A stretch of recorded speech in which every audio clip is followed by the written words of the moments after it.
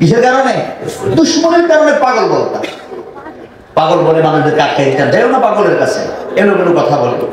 আর যাদের ভিতরে আল্লাহ ইমানের নূর দিবেন, হেদায়েত দিবেন, এই মানুষগুলো তো আটকে রাখা যায় না। তোমরা পাগল বলতেছো, পাগলটা কেবল একটু গিয়ে দেখি না। তো নবীজির সুন্দর নুরানি চেহারা মোবারক, যে চেহারার দিকে তাকায় থাকলে তাকাই থাকতেই মন চায়, যে চেহারার দিকে তাকাইলে দুনিয়ার সব ভুলে যায়, সব কিছু ভুলে গিয়ে নবীর চেহারার দিকে তাকায় থাকতেই মন চায়। এই সুন্দর চেহারার লোক তো পাগল হতে পারে না। এই মানুষগুলো নবীজির নুরানি চেহারা দেখে কালিমা পড়ে মুসলমান হয়ে যায়। সুবহানাল্লাহ। নিয়ামতের শুকরিয়া আদায় করা,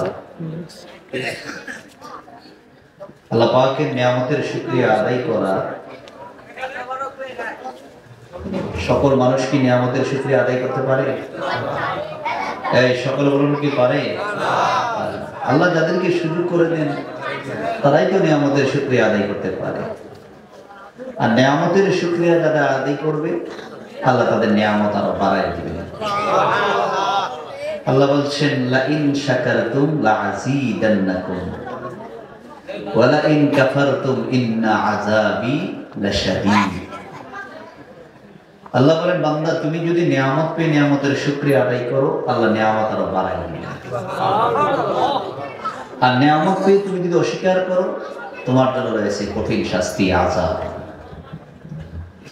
আল্লাহ নিয়ামত কিভাবে বাড়ায় দেন দেখেন তো। আপনাদের এই সাদারচর অথবা এই নরসিংদী, পলাশ, এই আশেপাশে আপনাদের মধ্যে অনেকে একই দোকানদার আছেন, যেমন কাপড় ব্যবসা করে। একজন ব্যবসা করে লাভবান হয়, আরেকজন ব্যবসা করে তার পুঁজি সহ শেষ হয়ে যায়। কি বল ঠিক না? দোকান কিন্তু একটাই, একই বাজারে কাপড়ের দোকান আপনারও আছে, আপনার আরেক ভাইয়েরও আছে। একজন লাভবান, আরেকজন কি ক্ষতিগ্রস্ত। তাহলে বুঝে গেল আল্লাহ পাক যদি কাউকে নিয়ামত দেয়, আপনি চেষ্টা করতে পারবেন, কিন্তু আল্লাহর রহমত না থাকলে আপনি কখনো লাভবান হইতে পারবেন না। এই জন্য সকল কাজের জন্য সাহায্য চাইতে হবে কার কাছে? সকল কার কাছে? আল্লাহ। আমি ভালো কাজের জন্য, ব্যবসাটা কি হালাল? ব্যবসাটা কি আল্লাহ বলছেন, দুনিয়ার যত সম্পদ আছে এর মধ্যে 100 ভাগের মধ্যে 80% মানে 80% সম্পদই হলো ব্যবসার মধ্যে। কিসের মধ্যে? ব্যবসার মধ্যে। মানুষ দেখেন না, ব্যবসা করে অনেক লাভবান হয়ে যায়, ধনাঢ্য হয়ে যায়, কিন্তু চাকরি করে মাস শেষে বেতন পেয়ে কত টাকা লাভ করতে পারবে? তাহলে ব্যবসাটা যদি হালাল ভাবে হয়, যদি ন্যায়সঙ্গত হয়, আল্লাহ ওই ব্যবসার মধ্যে কি দিয়ে দিবেন? বরকত দিয়ে দিবেন। সুবহানাল্লাহ। আর এই হালাল ভাবে যখন চলবেন, এই জন্য আল্লাহ পাক বলেন, তুমি যদি নিয়ামত পেয়ে নিয়ামতের শুকরিয়া আদায় করো, আল্লাহ নিয়ামত বাড়াই দিবেন। মুসা আলাইহিস সালামের জমানায় ধনী মানুষ, সবচেয়ে ধনী, সবচেয়ে গরিব, দুই ব্যক্তি। মুসা আলাইহিস সালাম যখন তুর পাহাড়ে আল্লাহর সঙ্গে কথা বলেন, তখন মুসা আলাইহিস সালাম কে ডাকি বললেন, ধনী ব্যক্তিটা বললেন, ও মুসা, তুমি তো আল্লাহর সাথে কথা বলো, তো আল্লাহকে বলো, আমার তো অনেক সম্পদ, এমন কি কাজ আছে যে কাজটা করলে আমার সম্পদ কমে যাবে?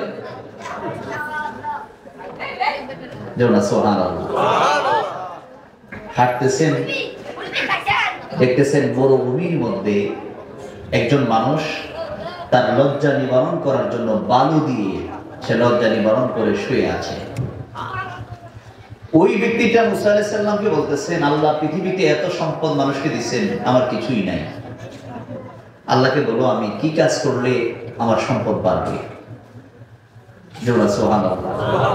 একজন কি কাজ করলে কমবে, আরেকজনের কি কাজ করলে বাড়বে। এখন দুইজন মুসা আলাইহিস সালামের কাছে বলে দিলেন। মুসা আলাইহিস সালাম তুর পাহাড়ে যে আল্লাহর সাথে কালাম করলেন, কথা বললেন। মুসা আলাইহিস সালাম তো তুর পাহাড়ে গিয়ে আল্লাহর সঙ্গে কথা বলতে, তুর পাহাড়ের উপর একটা খেজুর গাছ, এই খেজুর গাছের সামনে দাঁড়ায় কথা বলেন। খেজুর গাছ থেকে আওয়াজ আসে। তোমরা সুবহানাল্লাহ, খেজুর গাছ থেকে কি আসে? আওয়াজ আসে। খেজুর গাছের সামনে দাঁড়ায় দাঁড়ায় কথা বলে। এমন সময় ডাক দিয়ে বলতেছেন, আল্লাহ, আমার তো দুইটা প্রশ্ন করছেন। একজন প্রশ্ন করছেন কি কাজ করলে তার সম্পদ কমবে, আরেকজন বলছেন কি কাজ করলে তার সম্পদ কি বাড়বে। তখন আল্লাহ বলে দিলেন, যার সম্পদ বেশি তাকে বলল সে যেন আমার শুকরিয়া আদায় না করে, সে যেন আমার শুকরিয়া আদায় না করে। আর যার সম্পদ কম তাকে বলো যে অবস্থায় আছে ওই অবস্থায় যেন আমার শুকরিয়া আদায় করে। দেখেন তো, ওই অবস্থায় শুকরিয়া আদায় করাটা কি সহজ না কঠিন? সকল বলেন, সহজ না কঠিন? অনেক কঠিন। দেখেন, আপনি 3 দিন 4 দিন যাবত খাবার খাইতে পারেন না, আরেকটা লোক খাবারের অভাব নাই, সে অনেক খাবার, টাকা পয়সার অভাব নাই, সে যদি ঘুমায়ও থাকে, পুরো মাস যদি রোজগার নাও করে, তারপর টাকার পয়সা তার কি নাই, অভাব নাই। আরেকটা লোক সারাদিন পরিশ্রম করে দিনে এনে দিনে খায়, একদিন যদি অসুস্থতার কারণে শুয়ে থাকে, তার পরিবার পরিজন খাওয়া দাওয়া তার কষ্ট হয়ে যায়, তার খাওয়া দাওয়া কি হয়ে যায়, কষ্ট হয়ে যায়। এই লোকটা আল্লাহর শুকরিয়া আদায় করা আর যার অভাব নাই ওই লোকটা শুকরিয়া আদায় করা কি সমান? সমান নাকি? তার ভিতরে চিন্তা হইব, আল্লাহ খালি আমার বিপদ ফেলায়, আমি অসুস্থ হয়ে থাকি, আমার অসুস্থ, আমার টাকা পয়সা নাই, আমার দেয় না, যে জিনিসটা ধরি এটার মধ্যে বিপদে ধরি, কি বল ঠিক না? এই মানুষটার শুকরিয়া আদায় করা অনেক কঠিন। এখন মুসা আলাইহিস সালাম যখন এই জবাব নিয়ে আসছেন, ধনী ব্যক্তি প্রশ্ন করলেন, আল্লাহ কি বলছেন? আল্লাহ বলছেন, তুমি যদি শুকরিয়া আদায় না করো আল্লাহ তোমার সম্পদ কমাই দিবেন। অর্থাৎ এই লোকটার একটা স্বভাব হয়ে গেছে, যে কোনো কাজ করতে শুরু করতে বিসমিল্লাহ, কাজ করতে কি করে বিসমিল্লাহর বরকত আসেনি? সকলের বরকত আছে কিনা? আমরা মাদ্রাসায় 7ম 8ম শ্রেণীতে মনে হয় একটা গল্প করেছিলাম, হাদিসে একটা গল্প দিয়েছিলেন। এক দুষ্ট মানুষ, কি মানুষ? আরবিতে গল্পটা ছিল। এক দুষ্ট মানুষ, তার বিবি পরহেজগার মানুষ, তার বিবি কি পরহেজগার, আল্লাহ ইবাদত বন্দেগী করেন, কিন্তু লোকটা খুবই নামাজ কালাম ইবাদত বন্দেগীর মধ্যে নাই। তো বিবি যে কোনো কাজ করতেই বিসমিল্লাহ করে কাজ করে। বিবি যখন কোনো কাজ শুরু করেন কি করে? বিসমিল্লাহির রহমানির রহিম করে কাজটা করেন। আল্লাহর নামে শুরু করলাম, খাবার খাইতে বিসমিল্লাহ, কাজ শুরু করতে বিসমিল্লাহ। তো এই যে বিসমিল্লাহির রহমানির পাঠ করে, এখন যে লোকটা ইবাদত বন্দেগী করে না, এর সামনে যখন বিসমিল্লাহ করে, এর শুধু রাগ হয়। এর কি হয়? আরে কি খালি শুধু ভরে ভরে একটা পাঠ করে বিসমিল্লাহ বিসমিল্লাহ, ব্যাপারটা কি? তো তার ভিতরে একটা দুষ্ট চিন্তা আসলো, আচ্ছা দেখি তাকে একটু টেস্ট করি। মনে করেন কিছু টাকা পয়সা নিয়ে বিবির কাছে দিচ্ছেন, এই টাকাটা তুমি রাখো, টাকাটা তুমি কি করো, রাখো। তো দেওয়ার পরে তখন তো ব্যাংক নাই, আলমারি নাই, সিন্দুক নাই, কিছু নাই। তো ঘরের মধ্যে ওই কিছু লটকানো পাতিল, লটকানো কি এই পাতিল দেওয়া আছে, রশি দিয়ে লটকানো আছে। ওই মহিলা করছে কি বিসমিল্লাহির রহমানির রহিম পাতিলের মধ্যে রেখে দিচ্ছেন। কি কইয়া? বিসমিল্লাহির রহমানির রহিম কইয়া পাতিলের মধ্যে রাখছে। রাখার পরে এত চাই রয়েছেন যে কই রাখে দেখি। যেই মাত্র মহিলা রেখে তার কাল চলে গেছেন, উনি করছে কি ওইখান থেকে পাতিল থেকে টাকাটা সরাইয়া আরেক জায়গায় রেখে দিচ্ছেন। আরেক জায়গায় কি করছে? রেখে দিচ্ছেন, অথবা নিজে নিয়ে গেছেন। নিয়ে যাওয়ার পরে কয়েকদিন পরে আয়সা বলতেছেন, বিবি তোমার কাছে না কিছু টাকা পয়সা দিচ্ছিলাম, টাকাটি দাও। এমন সময় মহিলা যাইয়া ওই পাতিলের মধ্যে বিসমিল্লাহির রহমানির রহিম হাত দিচ্ছেন। বিসমিল্লাহির রহমানির কি দিচ্ছেন? হাত দিচ্ছেন। হাত দিচ্ছে পরে এমন সময় দেখে হাতের মধ্যে টাকা, হাতের মধ্যে কি দিয়ে দিচ্ছেন। দেন ওই তো আশ্চর্য, ব্যাপারটা কি এমন হলো কিভাবে? টাকা কোথা থেকে আসলো? এমন সময় যুগের নবী মুসা আলাইহিস সালামের কাছে গিয়ে বলতেছেন, ব্যাপারটা কি? ওই লোকটা যে কথায় কথায় বিসমিল্লাহ পাঠ করে আল্লাহ তার হেফাজতের জামিনদার আল্লাহ নিজে হয়ে গেছে। তুমি টাকা নিয়ে গেছো, ফেরেশতারা টাকা আবার এখানে পৌঁছাই দিয়েছে। তুমি যেখানে টাকা রাখছো ওইখানে টাকা নাই। এখন সে ওই জায়গার মধ্যে হাত দিয়ে গেছে, ওইখানে ঠিকই টাকা নেই। ওই জায়গার মধ্যে টাকা এসে কি বিসমিল্লাহর বরকত আসেনি? আছে কিনা? নবীজি ফরমান, আমি যখন মেরাজের রাতে জান্নাতগুলো ঘুরতেছিলাম, তো জান্নাতের ভিতরে জান্নাতের 4টা নহর। কয়টা নহর? আল্লাহ কোরআনে বলছেন, জান্নাতুন তাজরি মিন তাহতিহাল আনহার, জান্নাতের মধ্যে প্রবাহিত নহরগুলা প্রবাহিতমান আছে।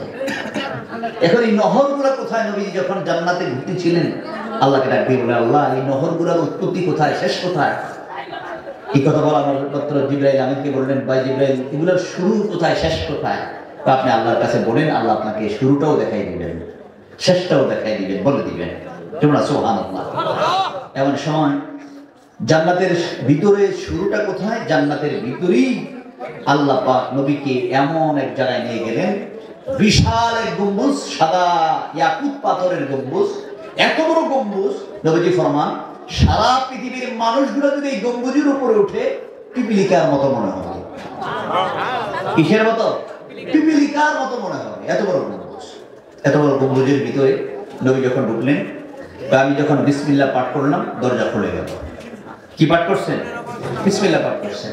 এমন সময় তাকায় দেখে এত বড় গম্বুজের 4 কোণার মধ্যে বিসমিল্লাহর মিম দিয়ে পানি বের হচ্ছে, রহমানের আল্লাহ শব্দের লাম দিয়ে মধু বের হচ্ছে, রহমান শব্দের মিম দিয়ে শারাবান তাহুরা উত্তম পানি বের হচ্ছে, রাহিমের মিম দিয়ে দুধ বের হচ্ছে। এইভাবে 4টা নহরের 4টা পানি ওই বিসমিল্লাহির রহমানির রহিম দিয়ে বের হচ্ছে। সুবহানাল্লাহ। এমন সময় নবীজি বললেন, আল্লাহ এই পানিগুলো কারা পান করবে? দুনিয়ার জমিনে যারা বেশি বেশি বিসমিল্লাহ পাঠ করবে, আল্লাহ তাদেরকে জান্নাতের ভিতরে এই নহরের পানি পান করায় দিবেন। দেখেন না, কোরআনের 114টা সূরার মধ্যে 113টা সূরার প্রথমে কি আছে? বিসমিল্লাহ। হ্যাঁ, সকলের কত কি আছে? বিসমিল্লাহির রহমানির রহিম। এইটার বরকত আছে কিনা? হ্যাঁ, সকলের বরকত আছে কিনা? এখন মুসা আলাইহিস সালামের কাছে এসে ওই ধনী ব্যক্তি বললেন, হুজুর কি করতে হবে? আল্লাহ বলছেন, তুমি আল্লাহর শুকরিয়া যদি কমায় দাও তাহলে তোমার সম্পদ কি হবে? কমে যাবে। সম্পদ কি হবে? এখন ধনী ব্যক্তিটা বললেন, আমি আল্লাহর শুকরিয়ার মধ্যে এত মজা পাইছি, এত স্বাদ পাইছি, কিন্তু আমি এটা ছাড়তে পারবো না। আমার অজান্তেই আমার জবান থেকে বের হয়ে যায় বিসমিল্লাহ, বের হয়ে যায়। আশ্চর্য জিনিস দেখলে সুবহানাল্লাহ বের হয়ে যায়। কোন নিয়ামত পাইলে আলহামদুলিল্লাহ চলে আসে। নবীজি ফরমান, কোন বান্দা বান্দি যদি আল্লাহ নিয়ামতের শুকরিয়া আদায় করে, আল্লাহ পাক তার নিয়ামত আরো বাড়ায়া দেন। আল্লাহর নবী ফরমান, যে ব্যক্তি পাঠ করবে সুবহানাল্লাহ আলহামদুলিল্লাহ, হাদিসের মধ্যে ফরমান, সুবহানাল্লাহি ওয়ালহামদুলিল্লাহি তামলাআনে মিজান। জোড়া সুবহানাল্লাহ। আল্লাহর নবী ফরমান, সুবহানাল্লাহ ওয়ালহামদুলিল্লাহ কালিমা দুইটা ছোট, এই কালিমাটা যারা পাঠ করবে হাশরের ময়দানে তার মিজানের পাল্লা আল্লাহ নেক দিয়া পরিপূর্ণ করে দিবেন। কি দিয়া? কি দিয়া? আল্লাহ নেক দিয়া পরিপূর্ণ করে দিবেন। সুবহানাল্লাহ আলহামদুলিল্লাহ কালিমাটা ছোট, এই কালিমাটা যারা পাঠ করবে হাশরের ময়দানে তামলাআনে পরিপূর্ণ করে দিবেন। তামলাআনে এই দুইটা কালিমায় পরিপূর্ণ হয়ে যাবে। মিজান মানে মিজানের পাল্লা।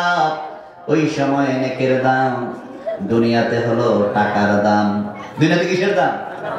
দুনিয়াতে টাকার দাম। যার টাকা আছে তার মূল্য আছে। আমি কারো ছোট করার জন্য বলি না। যদি লেখাপড়া কম হয়, টাকা পয়সা যদি বেশি থাকে, তার দুনিয়ায় সম্মান বেশি। ঠিক না? দুনিয়ার মানুষ তাকে ইজ্জত করে। দুনিয়ার যে জিনিসটা চলে, এই সম্পদটা তার কাছে আছে। এই সম্পদটা তার কাছে থাকার কারণে দুনিয়ার মানুষগুলা তাকে সম্মান করে, দুনিয়ার মানুষগুলা তাকে ইজ্জত করে, দুনিয়ার মানুষগুলা তাকে সম্মানের চোখে দেখে, কেননা ওই লোকটা অনেক টাকাওয়ালা, পয়সাওয়ালা, সম্পদওয়ালা, তার সম্মান আছে, মানুষ তাকে ইজ্জত করে। দুনিয়ার জিনিসগুলা, দুনিয়ার সম্পদ তার কাছে থাকার কারণে, কিন্তু হাসরের ময়দানে তো টাকার কোনো মূল্য নাই, তো আছে নাকি? আল্লাহ বলেন, বান্দা আমি তোমাকে টাকা দিলাম, পয়সা দিলাম, সবকিছু আমি তোমাকে দিলাম, তুমি আমারে কি দিবা? টাকা পয়সা তুমি আমারে দিলে কি কোনো লাভ হবে নাকি? আল্লাহ টাকা দিলে লাভ হইব? আল্লাহ বলে, আমি তো তোমারে দিলাম। দুনিয়ার জমিনে তাকায় দেখো কত টাকাওয়ালা মানুষ ছিল। আল্লাহ বলেন, আমি তোমাদের মধ্যে কাউকে সম্পদওয়ালা বানাই, আবার কাউকে সম্পদ ছিনায় আনি, ধনী থেকে গরিব বানাই, গরিব থেকে ধনী বানাই। এই ক্ষমতা কার? বান্দার কাছে যদি ক্ষমতা থাকতো তাহলে দুনিয়ার কোন ধনী মানুষ গরিব হতো না, হইতো নাকি? ধনী মানুষ তো আর গরিব হইতো না, যে আমি তো টাকাওয়ালা হইছি, আমার টাকা নেই কে? অনেকে আছে বাবা ছেলেকে অনেক টাকা দিয়ে যায়, কিছুদিন পরে ছেলে টাকাগুলো ধরে রাখতে পারে না। আবার অনেকের আছে বাবা কিছুই দিয়ে যায় নাই, বাবা দোয়া করে গেছে, আল্লাহ তাকে ধনী বানাই দিছে। এরকম হয় না? এই জন্য আল্লাহ পাক বলেন, ওয়াতুইজ্জু মান তাশা ওয়া তুযিল্লু মান তাশা। আল্লাহ বলেন, আমি ইজ্জতের মালিক, আমি আল্লাহই ইজ্জতের মালিক। আমি আল্লাহ যাকে ইজ্জত দেই পৃথিবীর কোনো মানুষ তাকে বেইজ্জতি করতে পারে না, আর আমি আল্লাহ যদি তাকে বেইজ্জতি করি পৃথিবীর কেউ তাকে ইজ্জত দিতে পারে না। যেমন আপনার নবী আমার নবীকে ইজ্জত দিয়েছেন কে? আল্লাহ। সকলে বলুন কে? আল্লাহ। আল্লাহ বলে, আমি আমার নবীকে ইজ্জতওয়ালা করে জমিনে পাঠিয়েছি। নবীর নামটার মধ্যে প্রশংসা, নবীর নামের মধ্যে ইজ্জত। নবীর নাম হলো মুহাম্মদ, মানে অধিক প্রশংসিত। সুবহানাল্লাহ। আল্লাহ পাক বলেন, আমি আমার নবীকে ইজ্জতওয়ালা করে জমিনে পাঠাইলাম। দুনিয়ার কেউ কোন মানুষ যদি নবীকে বেইজ্জতি করতে চায়, নবীকে তুই বেইজ্জতি করতে পারবি না, বরং তো সে বেইজ্জতি হয়ে আসতে হবে, ঠিক না বেটি? যেমন আবু জেহেল নবীর সঙ্গে নবীকে বেইজ্জতি করতে গিয়ে বললেন, ও মুহাম্মদ সাল্লাল্লাহু আলাইহি সাল্লাম, তুমি যদি নবী হও, বিভিন্ন সময় বিভিন্ন প্রেক্ষাপটে নবীর কাছে গিয়ে কথা বলতেন, প্রশ্ন করতেন, নবীকে আটকানোর জন্য, নবীর কি করার জন্য? আটকানোর জন্য, বিপদে ফেলানোর জন্য। আল্লাহ পাক বলেন, নবী, আবু জেহেল আপনাকে আটকাইবে? আমি আল্লাহ না স্বয়ং আপনার সঙ্গে আছি। আর যেমন সুবহানাল্লাহ, নবীর সঙ্গে আছে কে? হিজরতের রাত্রে নবী যখন হিজরত করে গারে সওরের মধ্যে, এমন সময় হযরত আবু বকর সিদ্দিক রাদিয়াল্লাহু তাআলা বলেন, মক্কার কাফেররা নবীকে তালাশ করতে করতে গারে সওরে চলে গেলেন। গারে সওরে যাওয়ার পরে ওই গুহার ভিতরে নবীজি এবং হযরত আবু বকর সিদ্দিক রাদিয়াল্লাহু তাআলা দুইজন গুহার ভিতরে। আবু জেহেল গুহার মুখের উপরে দাঁড়াইয়া নবীকে তালাশ করে, গুহার উপরে পাথরের মধ্যে দাঁড়াইয়া সে নবীজিরে তালাশ করতেছে। আর এমন সময় নবীজিকে হযরত আবু বকর সিদ্দিক রাদিয়াল্লাহু তাআলা বলতেছেন, হুজুর, আবু জেহেল যদি তার পায়ের দিকে তাকায়, নিজের পায়ের দিকে যদি তাকায়, যদি আমাদেরকে দেখে ফেলবে। সে যদি তার নিজের পায়ের দিকে তাকায় তাহলে আমাদেরকে দেখে ফেলবে। নবীজি বলতেছে, আবু বকর, তুমি কি ভয় পাও নাকি? জোড়া সুবহানাল্লাহ। এই কথা বলার পরে আল্লাহ ডাক দিয়ে বললেন, আল্লাহ কোরআনের আয়াত নাযিল করে দিলেন। নবীর কাছে আয়াত নাযিল হয়ে গেল। আল্লাহ ডাক দিয়ে বলেন, লা তাহজান ইন্নাল্লাহা মা'ানা। জোড়া সুবহানাল্লাহ। আল্লাহ ডাক দিয়ে বললেন, নবী গো, ভয় পাবেন না। লা তাহজান, হতাশ হওয়ার কোনো কারণ নাই, ভয় পাওয়ার কোনো কারণ নাই। লা তাহজান, ভয় পাবেন না। ইন্নাল্লাহা মা'ানা, নিশ্চয়ই আমি আল্লাহ আপনার সঙ্গে আছি। জোড়া সুবহানাল্লাহ। নবীর সঙ্গে কে আছে? আল্লাহ ডাক দিয়ে বলেন, আমি আল্লাহ আপনার সঙ্গে আছি, ভয় পাওয়ার কোনো কারণ নাই, ভয় পাবেন না। আমি আল্লাহ আপনার সঙ্গে আছি, ভয় পাবেন না। ঠিকই দেখা গেল মক্কার জমিনে কাফেররা নবীকে মারার জন্য, নবীর দুশমনি করার জন্য, নবীকে বেইজ্জতি করার জন্য, নবীকে হ্যায় প্রতিপন্ন করার জন্য কত চেষ্টা করলেন। তারা কি করতে পারছেন? করতে পারছেন নাকি? অনেক চেষ্টা করলেন নবীকে দিয়ে ছোট করা যায়। যেমন নবীজি মেরাজ করলেন, এর আগের মাসটা ছিল রজব মাস। আগের মাসটা কি ছিল? এটা হলো শাবান, সামনে আসতেছে রমাদান। 3টি মাসের 3টি বরকতপূর্ণ রাত্র। রজব মাসে নবীর মেরাজ, শাবান মাসে লাইলাতুল বারাত, রমজান মাসে লাইলাতুল কদর। সুবহানাল্লাহ। এক রাত্র 1000 মাসের চাইতে উত্তম। এক রাত্রকে লাইলাতুল কদরি খায়রুম মিন আলফি শাহর। এক রাত্র 1000 মাসের চাইতে উত্তম বলেছেন। সুবহানাল্লাহ। আর রজবের চাঁদ যখন উঠতো নবী দোয়া শিখাইছে, তোমরা দোয়া করবে, আল্লাহুম্মা বারিক লানা ফি রজব ওয়া শাবান ওয়া বাল্লিগনা রমাদান। সুবহানাল্লাহ। আল্লাহ বলেন তোমরা দোয়া করবে, আল্লাহ রজব এবং শাবান বরকতময় করে দাও, বাল্লিগনা আমাদেরকে পৌঁছায়া দাও রমাদান, রমজান মাসে। সুবহানাল্লাহ। কারণ রমজানটা হলো উম্মতের খুশির মাস, রজবটা হলো আল্লাহর খুশির মাস, শাবান মাসটা হলো আমার নবীর খুশির মাস। সুবহানাল্লাহ। এই রজব মাসে যে মেরাজ করলেন নবীজি, মেরাজে যাওয়ার পরে আবু জাহেল দুশমনি তো করতেছেন। দুশমনি করতে করতে এক পর্যায়ে গিয়ে আবু জাহেল প্রত্যেকদিন মক্কার ইমানদার মুমিনদেরকে ডেকে ডেকে বিভিন্নভাবে প্রশ্ন করেন। হঠাৎ করে একদিন নবীকে বললেন, ও মুহাম্মদ সাল্লাল্লাহু আলাইহি সাল্লাম, তোমার কাছে কি নতুন কোনো খবর আছে কিনা? নবীজি বললেন, হ্যাঁ, একটা নতুন খবর আছে, যেই খবরটা তুমি জীবনও শোনো নাই, কোন নবী রাসূলদের দ্বারাও ঘটে নাই। ওই কি ঘটে নাই বলো না। আমি আজকের রাত্রে কাবা থেকে বাইতুল মুকাদ্দাস, সেখান থেকে 7 আকাশ পাড়ি দিয়ে আল্লাহর দিদার করে জমিনে আসছি। সুবহানাল্লাহ। আবু জাহেল বলতেছেন, নবীরে তুমি পাগল কইতাম। নবীরা তুমি কি কইতাম? পাগল যে কইতাম, কোনো ডকুমেন্ট ছিল না। কইতাম দুশমনির কারণে। কিসের কারণে? দুশমনির কারণে পাগল বলতাম। পাগল বলে মানুষদেরকে আটকে দিতাম, যাইও না পাগলের কাছে, এলোমেলো কথা বলে। আর যাদের ভিতরে আল্লাহ ইমানের নূর দিবেন, হেদায়েত দিবেন, এই মানুষগুলো তো আটকে রাখা যায় না। তোমরা পাগল বলতেছো, পাগলটা কেবল তো গিয়ে দেখি না। তো নবীজির সুন্দর নুরানি চেহারা মোবারক, যে চেহারার দিকে তাকায় থাকলে তাকায় থাকতেই মন চায়, যে চেহারার দিকে তাকাইলে দুনিয়ার সব ভুলে যায়, সব কিছু ভুলে গিয়ে নবীর চেহারার দিকে তাকায় থাকতেই মন চায়। এই সুন্দর চেহারার লোক তো পাগল হতে পারে না। এই মানুষগুলো নবীজির নুরানি চেহারা দেখে কালিমা পড়ে মুসলমান হয়ে যায়। সুবহানাল্লাহ।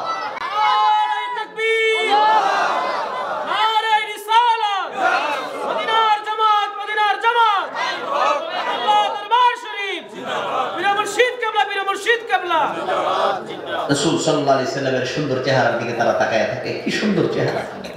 ইউসুফ আলাইহিস সালাম সুন্দর, আমার নবীও সুন্দর।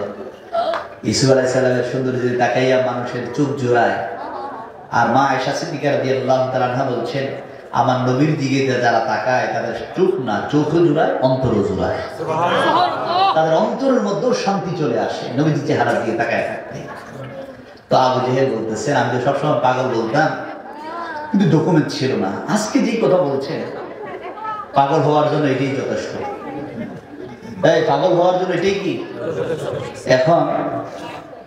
এখন যদি আপনাকে বলা হয় মাহফিল শেষ করতে করতে এখন প্রায় 11টা বেজে গেছে, এখন ঢাকা যাইতে মিনিমাম 3 ঘন্টা সময় লাগবে না?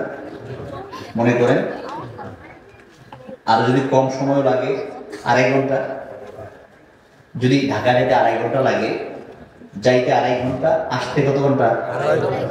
2.5 ঘন্টা। তাহলে 2.5 কত হইল? 5 ঘন্টা। এখন আপনি একসাথে দুইজনে মিলে মাহফিল শেষ করে 12টায় 1টায় আপনি বাড়িতে গেলেন, শুতে গেছেন, আবার 1টার সময় বাসায় গিয়ে ফজরের সময় 4টার দিকে অথবা 5টার দিকে 6টার দিকে, এখন তো 6টার দিকে ফজরের নামাজ আপনারা পড়েন। যদি এর ভিতরে একটা লোক যদি বলে যে মাহফিল শেষ করে হঠাৎ করে আমার একটু প্রয়োজন ছিল ঢাকা যাইতে, তো ঢাকা যাইয়া মোটামুটি এই অফিস ওই অফিস ঘুরে ঘুরে 5-6 ঘন্টার কাজ শেষ করে এরপরে আবার আপনাদের কাছে আসছি, ফজরের নামাজটা আবার একসাথে এসে মসজিদে পড়লাম। আপনি কি করবেন? তাহলে যাইতে আইতে তো 5 ঘন্টা লাগে, এরপরে 7-6 ঘন্টা কাজ করছো, পাগল নিয়ে পাগল বলতো না? কারণ এটা তো বিশ্বাস করা তার জন্য কি কঠিন, এটা হইতে পারে না। তখন আবু জেহেলের চিন্তা হলো মক্কা থেকে বাইতুল মুকাদ্দাস ওই সময় প্লেন নাই, হেলিকপ্টার নাই, গাড়ি নাই, মরুভূমির জাহাজ বলতে উট, মরুভূমির জাহাজ বলতে কি উট দিয়ে যদি যায় তাহলে মিনিমাম সময় লাগে 1 মাস। কয়দিন? 30 দিন, 1 মাস সময় লাগে। তো যাইতে যদি 1 মাস সময়, আসতে আবার কি? আর নবীজি বলতেছেন রাত্রের বেলা সন্ধ্যার সময় সবার সাথে কথা বলছেন, আবার সকালবেলা বলতেছেন বাইতুল মুকাদ্দাসে গেছেন, ওইখান থেকে 7 আকাশ বাদ, 7 আকাশ তো গেছেনি, এই সাবজেক্টটা বাদ দিয়ে আবু জেহেল বলতেছেন আর বাইতুল মুকাদ্দাসে আসতে আর যাইতে তো 2 মাস লাগে। কয় মাস লাগে? আর নবীজি গেছেন কি? কোরআনের মধ্যে আল্লাহ পাক বলছেন সুবহানাল্লাযী আসরা বিআবদিহি লাইলাম মিনাল মাসজিদিল হারাম ইলাল মাসজিদিল আকসা। সুবহানাল্লাহ। আল্লাহ বলেন ডাক দিয়ে বলেন নবী আমি আপনাকে দিয়ে যে মেরাজটা করাইলাম পুরা রাত্র নয়, পুরা দিন নয়, রাত্রের একটা অংশ, লাইলাম বলছেন রাত্রের একটা অংশে, একটা সময়ে আপনাকে দিয়া মেরাজটা করাইলাম। সুবহানাল্লাহ। এখন নবীজি শুধু মেরাজই করছেন? বাইতুল মুকাদ্দাসে গিয়ে আলোচনা করছেন, অনেক নবীরা খুতবা দিছেন, বক্তৃতা দিছেন, কথা বলছেন, কথা বলতে বলতে বলতে বলতে সর্বশেষে আপনার নবী আমার নবী আলোচনা করেছেন, এরপর নবীজি ইমামতি করছেন, যার কারণে নবীকে বলা হয় ইমামুল মুরসালিন, সকল নবীদের ইমাম। সকল নবীদের কি ইমাম? নামাজ পড়াইলেন। এই কাজগুলো করে যখন আসছেন, এখন আবু জেহেলের সঙ্গে এই কথাগুলো যখন বলতেছেন, এই কথাগুলো শুনে আবু জেহেল বলতেছেন এতদিন তো পাগল বলতাম, পাগলের কোন ডকুমেন্টস ছিল না, আজকে যখন বলছেন দেখি, গিয়ে হযরত আবু বকর সিদ্দিক রাদিয়াল্লাহু তাআলা ডাক দিয়ে বলতেছেন আবু বকর তোমার নবী কি বলছে জানো নি? কই কি বলছে? কই নবী নাকি মক্কা থেকে বাইতুল মুকাদ্দাসে গেছেন। বলতো এটা কি ভালো মানুষের কথা, পাগল ছাড়া? অর্থাৎ আবু বকর কার কাছে বলতেছেন? কার কাছে? হযরত আবু বকর সিদ্দিক রাদিয়াল্লাহু তাআলার কাছে। আবু বকর সিদ্দিক রাদিয়াল্লাহু তাআলা কথাটা শুনেই বলতেছেন তোমার কাছে এই কথা কে বলছেন? তোমার নবী নিজে বলছেন। এই কথা বলা মাত্র আবু বকর বলছেন নবী যদি বলে থাকেন নবীর দ্বারা বাইতুল মুকাদ্দাস রাত্রের ভিতরে সফর করে আসা সম্ভব। নবী যদি বলে থাকে আমি বিশ্বাস করব না। আবু জেহেল কই কি তুমি এটাও বিশ্বাস করো? হ্যাঁ আমি বিশ্বাস করি। নবী যা বলেছেন সত্য বলেছেন। নবী যা বলেছেন কি বলেছেন? সত্য বলেছেন। এই কথাটা বলার পর তো আবু জেহেল আশ্চর্য হয়ে গেছেন। এমন সময় আবু জেহেলের সঙ্গে বন্ধু ছিল ফিলিস্তিনের বাইতুল মুকাদ্দাসের পড়শি এক বন্ধু। বন্ধুর কাছে বন্ধু তুমি বাইতুল মুকাদ্দাস সম্পর্কে সব চিনো জানো তো? জানি। চলো নবীর কাছে যাই। মুহাম্মদ রাসূলুল্লাহ সাল্লাল্লাহু আলাইহি সাল্লামের কাছে গিয়ে বললেন হুজুর আপনি যদি বাইতুল মুকাদ্দাস সম্পর্কে বলতে পারেন বলেন তো বাইতুল মুকাদ্দাসের দরজা কয়টা, জানালা কয়টা, ফ্যান কয়টা, লাইট কয়টা, পাথর কেমন, পশ্চিমের দেয়ালটা কেমন, উত্তরের দেয়াল কেমন, দক্ষিণের দেয়াল কেমন। আচ্ছা আপনি বলেন তো আপনি নরসিংদী শহরে একটা মডেল মসজিদে অথবা একটা বড় মসজিদে একটা কারুকার্যওয়ালা একটা সুন্দর একটা মসজিদের ভিতরে আপনি গেছেন নামাজ পড়তেন, নামাজ পড়ছেন ধরে বাড়িতে এসেছেন যে আজকে নরসিংদী গিয়ে একটা সুন্দর একটা মসজিদে নামাজ পড়ছি, খুব ভালো লাগছে। এখন হ্যাঁ যদি কয় আচ্ছা পছন্দ মসজিদের ফ্যান করা, আমি বলবো আর কি আপনি ফ্যান কি করছি নাকি ওটা কি ঠিক না? আচ্ছা কোন কোন দিকটা জানালা আছে, মাইক করা আছে, সে তো আশ্চর্য হয়ে যাবে। যেমন আশ্চর্য হয়ে যাবে না যে আমি তো এইগুলো কোনো কিছু হিসাব করছি না, নামাজ পড়ছি দেখছি ভালো লাগছে দেখে চলে আসছে। এখন নবীজি হাদিসের মধ্যে বুখারী শরীফ হাদিসের মধ্যে আছে নবী বলতেছেন নবীজি খুবই প্রশ্ন করা মাত্রই চিন্তা করে গেছেন, গভীর চিন্তা যে মেরাজ আল্লাহ করাইছেন। আর এখন আবু জেহেল তার বন্ধুকে নিয়ে আমাকে এমন প্রশ্ন করছেন, আমি এখন তো জবাব কিভাবে দেব? আল্লাহ ডাক দিয়ে বলছেন, নবী চিন্তা করবেন না। যেমন সুবহানাল্লাহ, আপনার চোখের সামনে আপনার নজর বাইতুল মুকাদ্দাস পর্যন্ত আমি পৌঁছে দিলাম। প্রশ্ন করবে, আপনি খালি তাকায়া তাকায়া বলতে থাকেন। আর যেমন সুবহানাল্লাহ, এখন যেই লোক প্রশ্ন করতেছে হের ভুল হয়, কিন্তু নবী কি হয় না। এখন নবী তো তাকায় তাকায় বলতেছে, হিসাব করে বলতেছে, কিন্তু যিনি প্রশ্ন করতেছেন ওনার কি, আপনি যদি 9টা কোন, আমি যদি জানতাম 8টা মনে হয়, নবীজি করতেছেন না 9টা তুমি কইনা দেখে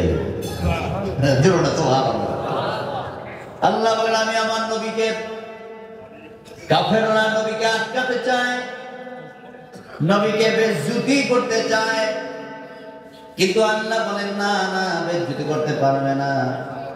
কেন আল্লাহ পাক বলেন, ওয়ারাফা'না লাকা যিকরাক, আমি আমার নবীর সম্মান বুলন্দ করে দিয়েছি, উঁচু করে দিয়েছি। তোমরা যদি আমার নবীকে মানো, তোমাদের সম্মান বেড়ে যাবে, তোমাদের ইজ্জত বেড়ে যাবে, তোমরা দামি হয়ে যাবে। আর যদি আমার নবীর সঙ্গে বেয়াদবি করো, তোমার অস্তিত্ব নষ্ট হয়ে যাবে।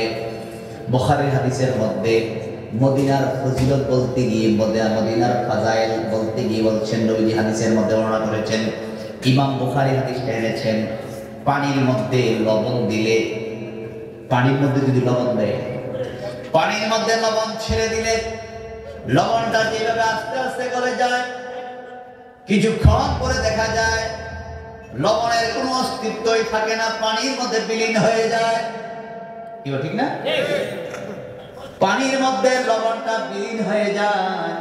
নবীজি ফরমান, আমার সঙ্গে নয়, আমার মদিনার সঙ্গে কেউ যদি বেয়াদবি করে, আমার সঙ্গে নয়, আমার মদিনার সঙ্গে যদি কেউ বেয়াদবি করে, পানির মধ্যে লবণ যেইভাবে মিশে যায়, যেইভাবে বিলীন হয়ে যায়, মানুষটা সেইভাবে ধ্বংস হয়ে যাবে, কিন্তু বান্দাটা টের পাবে না। বান্দাটা আস্তে আস্তে বিলীন হয়ে যাবে, অস্তিত্বহীন হয়ে যাবে, নষ্ট হয়ে যাবে। এই জন্য নবীর সঙ্গে, মদিনার সঙ্গে যারা ভালো আচরণ করবে, নবীকে যারা ভালোবাসবে, তাদের সম্মান আল্লাহ বাড়ায় দিবেন, তাদেরকে আল্লাহ দামি বানায়া দিবেন, তাদের ইজ্জত আল্লাহ বাড়ায়া দিবেন। যেমন সুবহানাল্লাহ, আল্লাহ সম্মান যদি বাড়ায় দেয়, কে সম্মান বাড়ায় দেয়? কে বাড়ায় দেয়? আল্লাহ বাড়ায়। আল্লাহ কেমনে বাড়ায়? অসংখ্য ঘটনা কোরআন এবং হাদিসের মধ্যে আছে। নবীকে আল্লাহ কিভাবে সম্মান দিয়েছেন। আল্লাহ রাসূল সাল্লাল্লাহু আলাইহি সাল্লামকে তারা বেইজ্জত করতে চায়, আর ওই জায়গার মধ্যে আল্লাহ নবীর সম্মান বাড়াইয়া ওই জায়গার মানুষগুলোকে কালিমা করে মুসলমান করে ওই জায়গার মানুষগুলোর মধ্যে আল্লাহ নবীকে আল্লাহ সম্মান করে দেন। আর যেমন সুবহানাল্লাহ, মক্কার মানুষগুলো বেইজ্জতি করে নবীকে মক্কা ছাড়তে বাধ্য করছেন, আর আল্লাহর হুকুমে নবীজি হিজরত করে মদিনায় গেছেন। যাওয়ার পরে গিয়ে দেখে মদিনার লোকজন দলে দলে দলে দলে কালিমা করে মুসলমান হচ্ছে। ঠিক আছে, সম্মান বাড়ছে না কমছে? মদিনার লোকজন দাঁড়ায় গেছে, হুজুর আপনি আমার বাড়িতে আসেন। কেউ কিছু লোক পাহাড়ে দাঁড়াইছেন, কিছু লোক গাছের উঠে দাঁড়াইছেন, কার আগে কে নবীজিরে দেখবেন। সুবহানাল্লাহ, কি সম্মান বাড়াই দিয়েছে। নবীজির সম্মান কিভাবে বাড়াই দিলেন? মদিনায় যাওয়ার পরে লোকজন যখন সবাই বলতে আরম্ভ করলেন, ইয়া রাসূলুল্লাহ, আপনি আজকে আমার বাড়ির মেহমান হবেন। নবীজি বললেন, আমি যদি বলি তোমার বাড়ির মেহমান আমি হব, তাহলে অন্য মানুষগুলো মনে কষ্ট পাবে। নবীজি বললেন, এই সিদ্ধান্ত আমি দেব না, আমার ঘোড়া উট দিবে, আমার উটটা সিদ্ধান্ত দিবে। সুবহানাল্লাহ, আচ্ছা উট ছেড়ে দিয়েছেন, উটে সিদ্ধান্ত দিবে। তাই কিভাবে? আমার উট যার বাড়িতে গিয়ে শুয়ে যাবে, আমি রাসূলুল্লাহ তার বাড়ির মেহমান হয়ে যাব। আবার উট দিয়ে তার বাড়ির মেহমান হয়েছে জানেননি? রাসূল সাল্লাল্লাহু আলাইহি সাল্লামের ইন্তেকালের 1000 বছর, জন্মের 1000 বছর আগে। কত বছর? শুনুন, কত বছর? ছোট্ট করে কথা শেষ করে দেব। নবীজির জন্মের 1000 বছর আগে ইয়ামান দেশের এক বাদশা, ইয়ামান দেশের বাদশা খুব শৌখিন বাদশা, তিনি তবাউল হামিরি নামে এক বাদশা, তিনি সফর করার জন্য বের হয়েছেন। তার টাকা পয়সা কোনো কিছুর অভাব নাই, সম্পদের অভাব নাই, শৌখিনতার অভাব নাই। তিনি চিন্তা করলেন, আমার তো টাকা পয়সার অভাব নাই, দেশে দেশে শুধু ইয়ামেন দেশে থাকি, তো এত টাকা পয়সা আছে, আমি একটু সারা পৃথিবীতে একটু ঘুরে ঘুরে দেখি না। এখন ঘুরে ঘুরে দেখার জন্য একটা সফরের নিয়োগ করলেন। এই সফর অবস্থায় তিনি কি করলেন, তার কিন্তু সঙ্গী নিলেন 12,000 আলেম, 12,000 ডাক্তার, 12,000 জ্ঞানী, এইভাবে 12,000 পণ্ডিত, 12,000 বিজ্ঞানী, এমন করতে করতে প্রায় 1.25 লক্ষ মানুষ নিয়ে, সংখ্যাটা কম না বেশি? 1.25 লক্ষ, 1,25,000 এমন লোক নিয়ে সে রওনা দিছে। এখন 1.25 লাখ মানুষ যদি একসাথে রাস্তায় বের হয়, তাহলে রাস্তার আশেপাশে যত মানুষ আছে তারা কি আর ঘরে থাকে না, দেখার জন্য বের হয়ে যায়? সবাই দেখার জন্য বের হয়ে যায়। ব্যাপার এত মানুষ কই যায়? ইয়ামেন দেশের বাদশা সফরে বেরিয়েছে। ছোট বড়, পুরুষ মহিলা, নারী পুরুষ সব ঘুগনি খেয়ে তাকে দেখার জন্য বের হয়ে যায়। এর কেমন বাদশা! এইভাবে দেশে দেশে ঘুরতে ঘুরতে ঘুরতে ঘুরতে যখন মক্কায় গেছেন, মক্কা কিনা যে মাত্র ঢুকলেন, মক্কায় ঢুকার পরে দেখে মক্কার কোন লোক আর ঘর থেকে বের হয়, মক্কার কোন লোক কি হয় না, ঘর থেকে বের হয়। বাদশা বলল, কি ব্যাপার, এই দেশের মানুষ ঘর থেকে কেন বের হয় না, ব্যাপারটা কি? এমন সময় 12,000 আলেম বলছেন, কেন বের হবে? এই দেশের মধ্যে একটা ঘর আছে, যে ঘরটা হলো আল্লাহর ঘর। যে ঘরটা কার ঘর? বাইতুল্লাহ, আল্লাহর ঘর আছে। যেই ঘরের চতুর্দিকে হাজার হাজার মানুষ দৈনিক তওয়াফ করে, লক্ষ লক্ষ মানুষ আসে দেশ বিদেশ থেকে এসে আল্লাহর ঘর তওয়াফ করে। আপনার মতো বহু নামদার বাদশা আসে, কিন্তু আপনাকে দেখার জন্য তারা কেন বের হবে? তারা তো এমন মানুষ দৈনিকই দেখে। এই কথা বলার পরে বাদশা বলতেছেন, সারা দেশের মানুষ আমরা দেখে আর এই তারা দেখে না, এই ঘরটার কারণে তো মনে মনে নিয়োগ করছে, আচ্ছা এই ঘরটা কোথায়, তো সামনে আমার নিয়ে যাও। আর মনে মনে খেয়াল, আমার যে বাহিনী আছে এই ঘরটার শেষ করে দেওয়া, সবাই নওজুবিল্লাহ, এই ঘরটাকে ভেঙে দিবে নিয়োগ করছেন। মনে মনে মনে মনে কি করছে? প্রকাশ করে না, নিয়োগ করছে। নিয়োগ করতে দেরি, নাকে মুখে দুর্গন্ধ, নাক থেকে পানি পড়তেছে, মুখ থেকে পানি পড়তেছে, আর সামনে যেতে পারতেছে না, ঘোড়ার উপরে বসে থাকতেও পারতেছে না। কিছুক্ষণের মধ্যে ঘোড়া থেকে জমিনের মধ্যে পড়ে গেছে। জমিনের মধ্যে কি হয়েছে? পড়ে গেছে। এখন ওনার সফর সঙ্গী যে আলেম ওলামারা আছেন, ডাক্তাররা আছেন, জ্ঞানীরা আছেন, বিজ্ঞানীরা আছেন, চিকিৎসকরা আছেন, দার্শনিকরা আছেন, সবাই সবার মতো বাদশা অসুস্থ হয়ে গেছে, চিকিৎসার জন্য পেরেশান হয়ে গেছে। সবাই সবার চিকিৎসা করতেছেন। আলেম ওলামারা বিভিন্ন আয়াত পরে পরে ফু দিচ্ছেন, কোনো কাজই হচ্ছে না।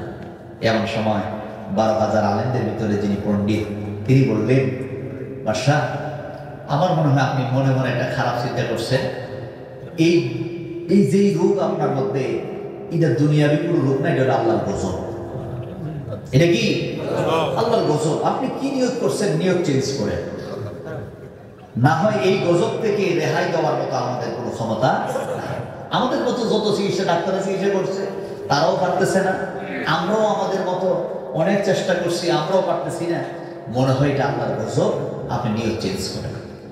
এখন বাদশা মৃত্যুর কাছাকাছি, দুর্গন্ধে পানি বের হয়ে এমন অবস্থা হয়ে গেছে, দাঁড়ায় যাবে, দাঁড়াবে এমন অবস্থা হবে। মনে মনে খেয়াল করতেছেন, আমি তো নিয়ত এটা করছিলাম ঠিকই। কেউ নিয়ত করছে না? তাই সবাই নিয়ত করছে না?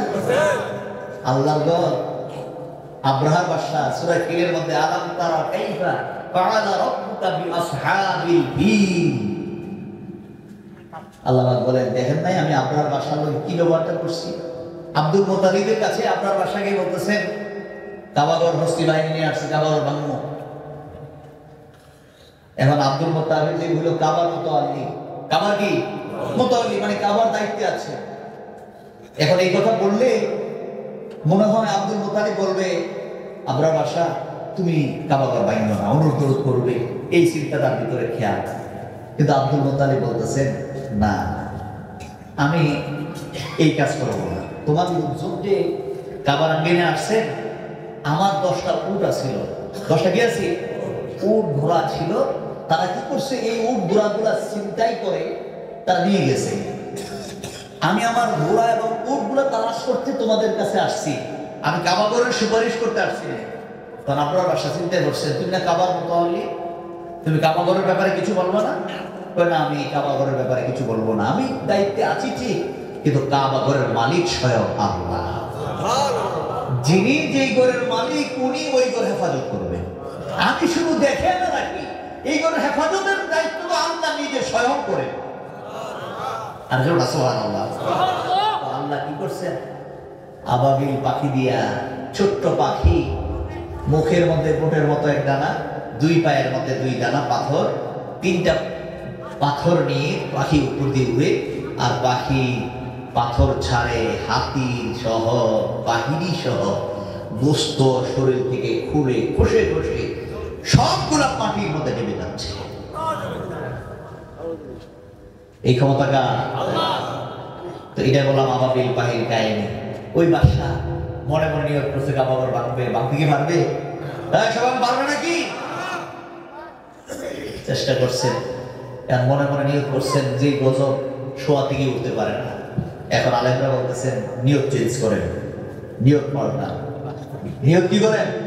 নিয়োগ পাল্টান। এবার মনে মনে নিয়োগ করছে, আল্লাহ যদি সুস্থ হই, কাবাগরটারে আমি রেশমি কাপড় দিয়া সুন্দর করে গিলাপ লাগাই দেব। আর যেন সুবহানাল্লাহ, বাংলো দুর্গতায় যারা সুন্দর করে আমি সাজাই দেব।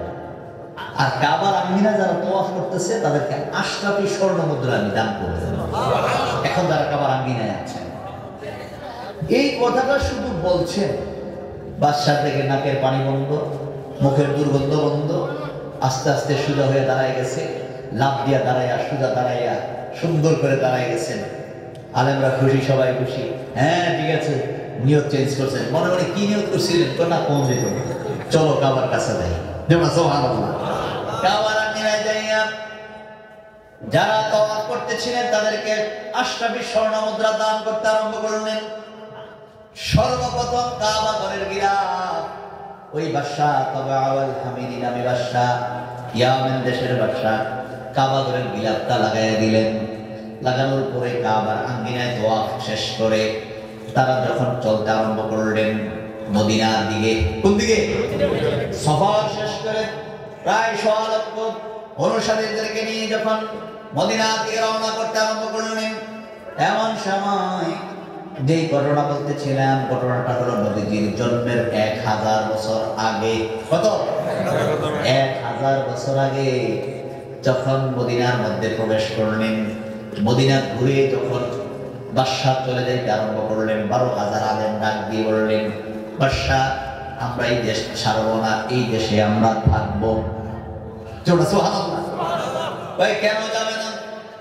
ভাই আমরা বিভিন্ন কিতাবের মাধ্যমে জানতে পারলাম আখির নবী, দুজানের বাদশা নবী হুজুর নূর সাল্লাল্লাহু আলাইহি সাল্লাম এই মদিনার জমিনে আগমন করবেন। ওই মদিনায় তিনি থাকবেন। এই মদিনা হবে নবীজির আবাসস্থল। এই জায়গার মধ্যে নবীজি থাকবেন। সুবহানাল্লাহ, এই জমিন আমরা ছাড়তে পারি না, এই জমিনের মধ্যে আমরা থাকবো। এই জমিনের মধ্যে আমরা কি? এই কথা বলা মাত্র 12,000 আলেমের কথা শুনে বাদশা চিন্তায় পড়ে গেলেন। কিছুক্ষণ আগে মনে মনে খেয়াল করেছিলাম, মনে মনে খারাপ চিন্তা করার কারণে যে গজব আমার উপরে আসলো, আর এখন যদি আমি আবার তাদেরকে বাধা দিই, জানি না কি বিপদ চলে আসে। তখন তিনি বললেন, না, বাধা দেওয়া যাবে না, তোমরা যদি থাকতে চাও থাকো, থাকার ব্যবস্থা আমি করে দিই। সুবহানাল্লাহ, 12,000 আলেমকে থাকার ব্যবস্থা করে দিলেন। শুধু তাই না, নবীর কথা বলা মাত্র নবীর জন্য একটা কামরা করলেন, আবার একটা চিঠি লিখে দিয়ে বললেন, ওই 12,000 আলেমের যিনি মুরব্বী ছিলেন তাকে ডাক দিয়ে বললেন, আমি একটা চিঠি লিখে দিলাম, তুমি যদি নবীকে পাও চিঠিটা নবীর হাতে উঠাইয়া দিবা। তুমি যদি না পাও তোমার ছেলেকে ওসিয়ত করবে, তোমার ছেলে যেন নবীর কাছে পৌঁছায়া দেয়।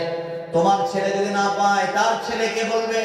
এইভাবে ক্রমান্বয়ে বলে যাবে, যেই সময় নবীজি আসবেন তিনি যেন আমার চিঠিটা নবীজির হাতের মধ্যে উঠাইয়া দেন।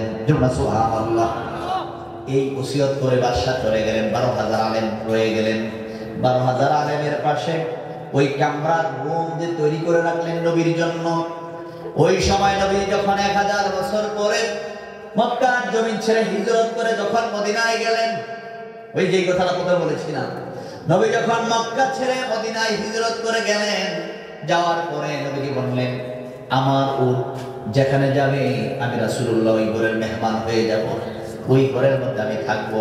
ওই উট যাইতে যাইতে ওই মদিনার মধ্যে নবীর জন্য যে কামরা করেছেন ওই কামরার কাছে গিয়ে উটটা শুয়ে গেছে।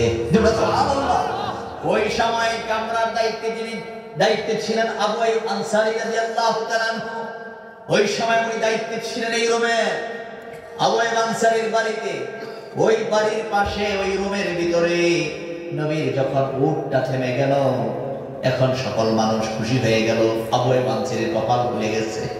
নবীজি দরজার মধ্যে যেই মাত্র দাঁড়াইলেন, দাঁড়িয়ে বলতে আরম্ভ করলেন, ও আবু আইয়ুব আনসারী, ও আবু আইয়ুব আনসারী, বাদশাহ একটা চিঠি দিয়েছেন, চিঠিটা কোথায়? চিঠিটা আমারে দাও।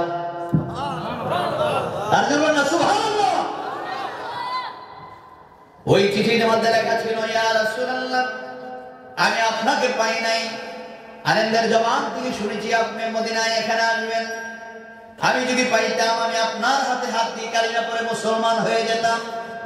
যেহেতু আমি পাই নাই, কিন্তু আমি মনে মনে নিয়ত করে ফেলেছি, আমি আপনার উপর ঈমান এনে ফেলেছি। যেমন সুবহানাল্লাহ। নবীজি চিঠি হাতে নিয়ে বললেন, তওবা ওয়াল হামিদ, অত্যন্ত ভাগ্যবান এই লোকটা আমার উপরে আমি আসার আগে মনে মনে নিয়ত করে ফেলেছে। যেমন সুবহানাল্লাহ। তাহলে বোঝা গেল উটটা তার বাড়িতে গিয়ে থেমে গেলেন। মক্কার মানুষগুলা নবীজির সঙ্গে কি আচরণ করলেন, মদিনায় যাওয়ার পর আল্লাহ পাক নবীকে কি সম্মান দিলেন? সম্মান দিয়েছেন কে? এই জন্য আল্লাহ পাক বলেন, আমি আল্লাহ যদি কাউকে সম্মান দেই পৃথিবীর কোনো মানুষ তাকে বেইজ্জতি করতে পারে না। আল্লাহ যদি কাউকে বেইজ্জতি করেন হাজার মানুষ চেষ্টা করো তাকে ইজ্জত দিতে পারে না। ঠিক না বেটি? এই জন্য আমরা যদি আল্লাহ ওয়ালা রাসূলের পথে চলি, আমরা যদি ঈমান আনি, তাহলে সম্মান আমাদের বাড়াই দিবেন কে? আল্লাহ পাক বলেন, তুমি যদি ঈমানদার হও, তুমি যদি মুমিন হও, তুমি যদি মুত্তাকিন হও, তুমি যদি পরহেজগার হও, তোমাকে সাহায্য করা আমি আল্লাহর জন্য হক হয়ে যায়। এই জন্য আল্লাহ পাক কোরআনের ভাষায় বলেন, ওয়া কানা হাক্কান আলাইনা নাসরুল মুমিনিন। যেমন সুবহানাল্লাহ। আল্লাহ পাক বলেন, তুমি যদি মুমিন হও, তোমাকে সাহায্য করা আমি আল্লাহর জন্য হক হয়ে যায়। এই জন্য আল্লাহ বাংলা রাসূলের পথে যারা চলে, রাসূলকে যারা ভালোবাসে, রাসূলের পথে যারা চলে, তাদের সম্মান আল্লাহ বাড়ায়া দেন। কে বাড়ায় দেয়? আল্লাহ পাক বলেন, আবু বকরের সম্মান কে বাড়ায় দিয়েছেন? খলিফাতুল মুসলিমিন ওমরের সম্মান কে বাড়ায় দিয়েছেন? হযরত আবু হুরায়রা, হযরত খাব্বাব, হযরত বেলাল, এই সমস্ত সাহাবায়ে কেরাম। ওই হযরত বেলাল গোলাম মানুষ, হযরত বেলালের দাম কেমন বেড়ে গেছে। যেমন সুবহানাল্লাহ। ঠোঁট মোটা, চেহারাটা কালো, চুলগুলা খাড়া খাড়া, নাক চ্যাপ্টা, চেহারার দিকে তাকাইলে মহাব্বত করতে মন চায় না, মায়া লাগে না। কিন্তু আল্লাহ পাক বেলালের দাম কেমন বাড়ায় দিয়েছেন। নবী যেই মসজিদের ইমাম বেলাল হয়ে গেলেন ওই মসজিদের মুয়াজ্জিন। সুবহানাল্লাহ। বেলাল যেই মসজিদের ইমাম, যেই মসজিদের ইমাম জয়ন নবীজি, বেলাল হয়ে গেল ওই মসজিদের মুয়াজ্জিন। সুবহানাল্লাহ। বেলাল নবীর মসজিদের এই মুয়াজ্জিন হয়ে গেল। নবীজির দিকে তাকায়া তাকায়া বেলাল আযান দেয়। সুবহানাল্লাহ। বেলালের দাম আল্লাহ কত বাড়ায় দিয়েছেন। নবীজি ফরমান, আমার বেলালের দাম এত বেশি, হাসরের ময়দানে বেলালের গর্দান সকলের উপরে থাকবে। গর্দান মানে গলাটা সকলের উপরে থাকবে। সকল মানুষগুলো দেখবে বেলালকে দেখা যায়। বেলাল কেন মানুষকে কল্যাণের পথে, ভালোর পথে ডাকছে। হাইয়া আলাস সালাহ, ও দুনিয়ার মানুষ কল্যাণের দিকে আসো। মানুষকে নামাজের জন্য ডাকছে, কল্যাণের দিকে ডাকছে। ওই বেলালের দাম আল্লাহ বাড়ায় দিয়েছেন। কিন্তু ওই বেলালের দাম কেন বাড়লো? বেলালের ভিতরে নবীর ভালোবাসা, নবীর মায়া, নবীর মহাব্বত, যেই মহাব্বতের কারণে আল্লাহ পাক বেলালের দাম বাড়ায় দিয়েছেন। সুবহানাল্লাহ।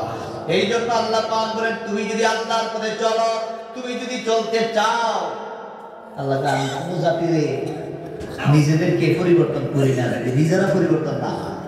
আপনি বলবেন যে আমি খাইতাম না, আল্লাহ না, তোমার আমার খাওয়ানোর টেনশনও নাই, না খাইলে না খাও, খাইবা, ব্যবস্থার চেষ্টা করবা, আমি খানার মধ্যে বরকত দিয়ে দেবো। তুমি ভালো হইতে চাইবা, আমি আল্লাহ তোমার ভালো করে দেবো। এবার আপনি বলবেন যে আমি ভালো হইতাম চাই না।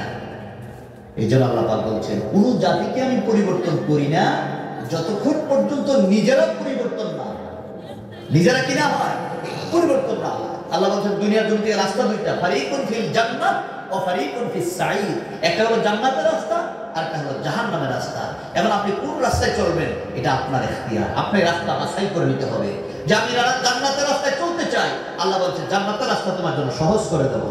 আর তুমি যদি জাহান্নামের রাস্তায় চলতে চাও, আল্লাহ আমি জাহান্নামের রাস্তা তোমার জন্য কি করে দেবো, সহজ করে। দেখো কোনো মানুষ কি চুরি করতে পারতো, অন্যায় করতে পারতো, মিথ্যা কথা বলতে পারতো? আল্লাহ আমি তো সুযোগ দিয়ে দিয়েছি, কিন্তু যখন সুযোগ শেষ হয়ে যাবে, যখন আল্লাহ ডাক দিবেন পৃথিবীর কোনো শক্তি নাই আপনাকে ধরে রাখতে পারে, তখন আল্লাহর কাছে দুনিয়ার সব কিছুর হিসাব আল্লাহর কাছে দেওয়া লাগবে। সকল কিছুর হিসাব কার কাছে দিতে হবে?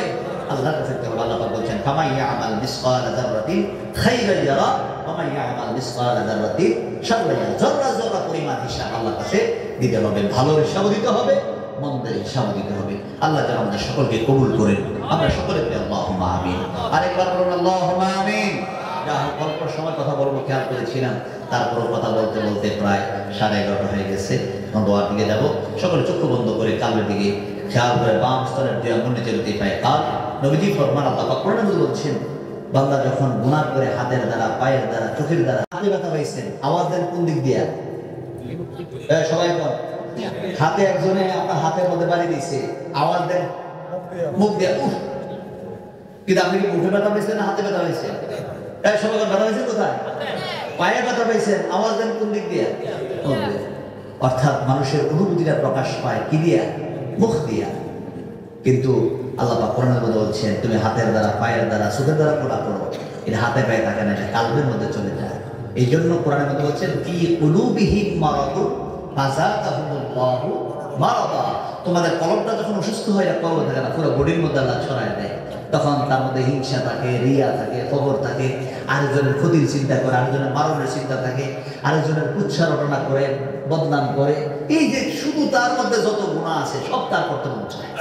আর যদি কলবটা সুস্থ থাকে, তখন তার মধ্যে চিন্তা হলো আমার ভাইটা বুঝে নাই, ভুল করে ফেলছে, তার গিয়া আদর করে মায়া করে ভাই তুই অন্যায় করিস না, আল্লাহ তোরে এই অন্যায় না করলেও তো ফারস, ভালো পথে চলো, ন্যায়ের পথে চলো, এইভাবে তাকে সুন্দর করে আহ্বান করে। নবীজি মানুষদেরকে কি অন্যায়ভাবে ফিরে ফিরে ডাকছেন নাকি আদর করে ডাকছেন? দুনিয়ার মানুষদের কাছে ও দুনিয়ার মানুষ কোন দিকে রওনা দিচ্ছ? আল্লাহর পথে আসো, কোরআনের পথে আসো, আল্লাহকে মানো। এই দুনিয়ার পরে তো আরেকটা জিন্দেগি আছে, যেটার শুরু আছে কি নাই, শেষ নাই। এই জিন্দেগিতে তুমি কিভাবে চলবা? দুনিয়ার 50-60 বছর জিন্দেগির লেগে এত পেরেশান হয়ে গেছো। আবাদুল আবাদ, কবরে হাসরে মিজানে কেমনে থাকবা, কবরের কথা, হাসরের কথা, মিজানের কথা, পুলসরাতের কথা, জান্নাতের কথা, জাহান্নামের কথা, এই কথাগুলো বলে বলে মানুষদেরকে কি করছেন? আহ্বান করছেন। মানুষগুলা নবীজিটাকে কি দিয়েছেন? সারা দিয়েছেন। আল্লাহ যেন আমাদের সকলকে মানুষকে কল্যাণের পথে ডাকার মতো তৌফিক দান করেন। আমরা সকলে বলি আল্লাহুম্মা আমিন। সকলে চক্ষু বন্ধ করে কালবের দিকে খেয়াল করে বসেন। এবং আল্লাহ রাসূল সাল্লাল্লাহু আলাইহি ওয়াসাল্লাম কোরআনের বাগের মধ্যে বর্ণনা করেছেন ইয়াউমা লা ইয়ানফাউ মালুন ওয়ালা বানুন ইল্লা মান আতাল্লাহা বিকলবিন সালিম। এমন একদিন আসবে যেদিন তোমার টাকা পয়সা, ছেলে মেয়ে কোনো কিছু উপকার আসবে না। উপকার আসবে ইল্লা মান আতাল্লাহা বিকলবিন সালিম। তুমি যদি একটা নিরাপদ কলব নিয়ে আসতে পারো, এই নিরাপদ কলবের জন্য আল্লাহ ওয়ালাদের সহবতে যাওয়া, ওলিদের সংস্পর্শে যাওয়া। এই ওলিদের সংস্পর্শে কেন দেখবেন? শুধু কালটাকে হিংসা, রিয়া, ফখর থেকে দূরে সরাইয়া আপনার কালটার মধ্যে যদি আল্লাহর জিকির আনতে পারেন, কালটা যদি পরিশুদ্ধি করতে পারেন, তাহলে আপনার মর্যাদা, আমার মর্যাদা আল্লাহর কাছে কি হবে? বেড়ে যাবে। আল্লাহ যেন আমাদের সকলকে যেন তৌফিক দান করেন। আমরা সকলে বলি আল্লাহুম্মা আমিন। সকলে তওবা খেয়ালে চক্ষু বন্ধ করে কালবের দিকে খেয়ালে বাম স্তরে দুই আঙ্গুল নিচে লুটিয়ে পায় কালবের দিকে খেয়াল করে চক্ষু বন্ধ করে বসেন। আর আল্লাহর কাছে বিনা কান্দার আর পাঠ করা আস্তাগফিরুল্লাহ রাব্বি মিন কুল্লি যামবিন ওয়া আতুবু ইলাইহি লা হাওলা ওয়ালা কুওয়াতা ইল্লা বিল্লাহিল আলিয়্যিল আযীম। চোখের পানি ফেলে কাঁদেন আল্লাহ, আল্লাহ গুনাহ করছি, ভুল করছি আল্লাহ, আমি আর বাকি জীবনে গুনাহ করব না। আল্লাহর কাছে বলতে শরম নাই, চোখের পানি ফেলে কাঁদেন আল্লাহ, গুনাহ করছি, ভুল করছি আল্লাহ, নিজের উপর নিজে জুলুম করছি। আজকে যদি মরে যাই আমার কবরে কি উপায় হবে? আজকে যদি মরে যাই দুনিয়ার মানুষগুলো তো আমাকে আর ঘরে রাখবে না। যে ঘরের মায়ের টাকার পয়সার জন্য, ছেলের জন্য, মেয়ের জন্য, বাড়ির জন্য দুনিয়ার জমিনে আমি এত অন্যায় করলাম, টাকার জন্য এত কিছু করলাম, বাড়ির জন্য এত কিছু করলাম, এই সুন্দর ঘর বাড়ি বানাইলাম, আজকে যদি মরে যায় দেখা যাবে দুনিয়ার কোনো মানুষ আপনাকে ঘরে রাখবে না। আপনার ছেলে, যেই ছেলেকে ছাড়া আপনি ঘুমাইতেন না, যেই ছেলে আব্বাকে ছাড়া ঘুমাইতো না, যেই মেয়ে আম্মাকে ছাড়া ঘুমাইতো না, মৃত্যু যখন হয়ে যাবে রে, ওই ছেলেই ডাক দিয়া বলবে আব্বার কাছে যাইতে বড় ভয় লাগে, ওই মেয়ে ডাক দিয়া বলবে আম্মার কাছে যাইতে বড় ভয় লাগে।